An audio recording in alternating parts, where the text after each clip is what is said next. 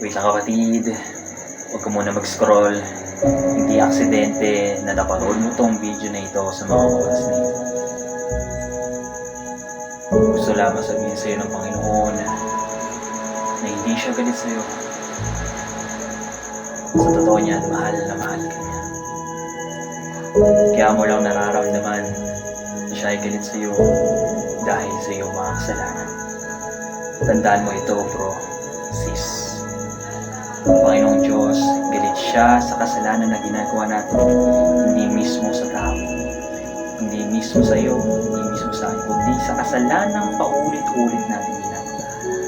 So, whether you have sinned, the best thing you can do is confess that to the Lord and repent. Talikuran mo yung kasalanan at mamuhay ng righteous sa piling ng ating Panginoon.